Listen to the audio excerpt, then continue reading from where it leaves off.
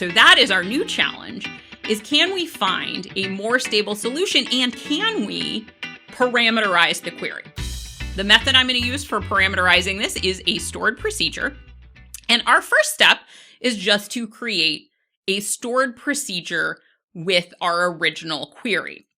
I haven't done any tuning on this one. This query there's no recompile hint in here at all. We haven't even rewritten the joins. This change, the only change here is that we have made year to rank instead of a local variable. And you can put local variables in procedures by declaring them in the body, but we have said as we create the procedure, here's year to rank. This is a parameter for this stored procedure. The first thing we're going to check is, are we seeing differences just by the fact that we are using a parameter instead of a local variable? In this case, does the behavior where it can sniff the value of a parameter, it can sniff and look at 1991, does it result in dramatically different optimization? Well, doesn't fix all our problems for sure. We still have 26,000 logical reads.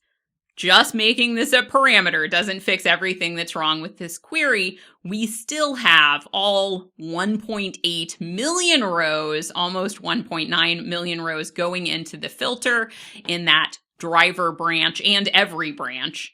And we can see that it has not pushed the filter down. Well, let's incorporate that step where we simplified the joins. That definitely seems like a good step to take. This incorporates the change where instead of the joins having column plus 10 equals other value, we're doing parameter plus 10 equals other value in another table. So we are simplifying the logic in the joins for it. We haven't fixed the problem with the outer branch, but could this result in some improvements just by itself? It's worth testing, right? Well, we're still at 26,000 logical reads, and when we look at our execution plan, there are no seeks to be seen at the end of these branches. It hasn't resulted in any predicates being pushed down. This by itself doesn't fix the problem. Well, would a recompile hint work?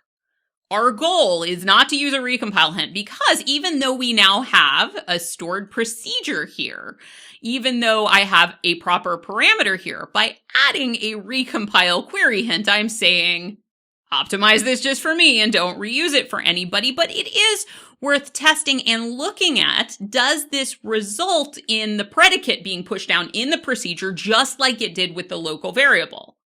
And you may notice that came back really fast. And sure enough, the recompile hint combined with rewriting the join logic in the stored procedure does get us, just like with the local variable, it does get us below 500 logical reads. And if we look at our seeks, just like with the local variable, when we put that recompile hint on, SQL Server said, I will just go ahead and treat this as if it was a literal value. I'm not going to reuse this. It's just for you. So I am going to look at that value and treat it just like a literal. It isn't even being treated like a parameter anymore. And once it does that, it is able to push that filter down to the end there, but at the price of plan reusability. So we've got some downsides. Well, I might, when I'm kind of still looking for other quick fixes, right, I might say, okay, instead of us running this window function over and over and over, I am just going to run it once. And so instead of a CTE, I am now just for once and all, I'm going to do this window function for everybody. And then I'm going to pull from the temp table and join to that and say, like, access that temp table and do the window function for, and do the rank for different years. But I've already pre-calculated what the ranks are before they went into the temp table. So I'm going to go ahead and do this procedure here And we're just going to go ahead and rank for all years and then join back to it. And when I look at this and do rank by year for 1991, I do get different performance. I have multiple steps now.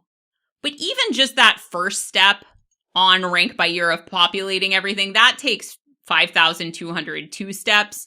And then when we're accessing the temp table later, we're at 30,425 logical reads there. Temp tables can be good tuning tools to use in stored procedures and can help break down complex queries into simpler steps. They can be really useful.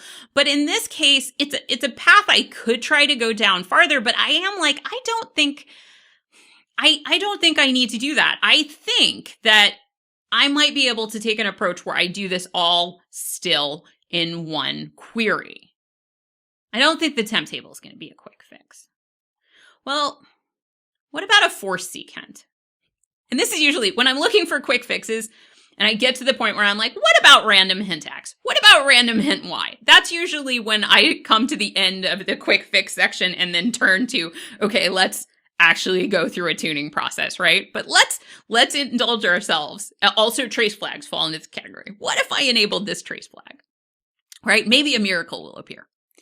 In this case, what we're saying is, okay, well, we know that the behavior that we want is that we want it to do a seek on that clustered index. So what if I just put in a force seek? Will it then figure out magically that I want it to push that predicate down there and do a seek there? Well, if I try this with force seek, this is often the way that flailing around and trying random trace flags or query hints, this is often what it results in. And I'm not against trace flags or query hints. I'm just acknowledging that this is not the first time I've created this message. SQL Server says to me, actually, your hint screwed me up and I can't even compile a plan, so you don't even get an execution this time. All right, well, let's step back from this. Instead of trying more hints, let's step back and say, how can I rewrite the T-SQL for this? I'm going to try to keep it in one statement, but I'm going to try to break the query down and start fresh.